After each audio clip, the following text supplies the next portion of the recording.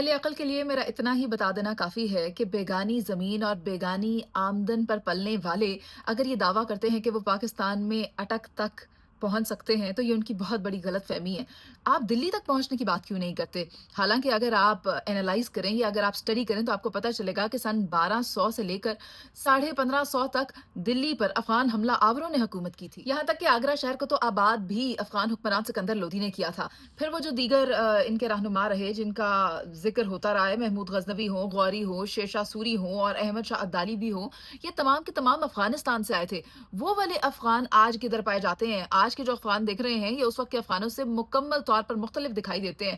پھر آپ دیکھیں کہ احمد شاہ عبدالی نے 1761 میں پانی پت کی جو تیسری لڑائی تھی وہ ہندو مراٹھاس کو اس میں شکست دی گئی تھی۔ تب جو ہندوز کے خلاف محاذ پیدا کیا جا رہا تھا، آج وہ افغان اس ہندوستان کی بات کیوں نہیں کرتے؟ یہ تو جیسے کہ ہاتھ دھو کر پاکستان کے پیچھے پڑ گئے ہوں، نہ جانے اس کے پیچھے ان کو کیا ملنے والا ہے، مگر ان کے خلاف آج بھی بھارت میں تضحیک آمیز انسلٹنگ ویڈیوز بنائی جاتی ہیں اور ان کی غیرت تب بھی نہیں جاگتی۔ اور سمجھ سے یہ بالا تر بات ہے کہ ان کی غیرت آج بھی جاگتی کیوں نہیں ہے۔ اور بھارت میں شامل ہونے والی کئی ریاستیں ایسی تھیں جنہیں انیکس کیا گیا تھا، جن پر قبضہ کیا گیا تھا، وہ افغان کالونیز تھیں، جن کا ذکر ہم کر لیتے ہیں۔ ریاست ملیر کوٹلا کے حکمران شیروانی قبیلے سے تھے، ریاست پٹودی کے حکمران یوسف سے ہی تھے، جونا گڑھ، رامپور، پالنپور، بھوپال کو بھی افغانیوں نے ہی آباد کیا تھا۔ جس کے بعد آپ دیکھیں کہ آج یہ افغانی کہاں کھڑے ہیں، انہی ہندوؤں کے ساتھ مل کر پاکستان مخالف را کے ایجنڈا پر چلتے ہوئے کارروائیاں کرتے دکھائی دیتے ہیں۔ ڈاکٹر عبد القدیر خان، بہت بڑا نام، آپ سب جانتے ہیں، انہوں نے بھوپال سے ہجرت کی تھی اور پاکستان آئے تھے اور بڑے فخر سے بتاتے تھے کہ وہ یوسف زئی پٹھان تھے۔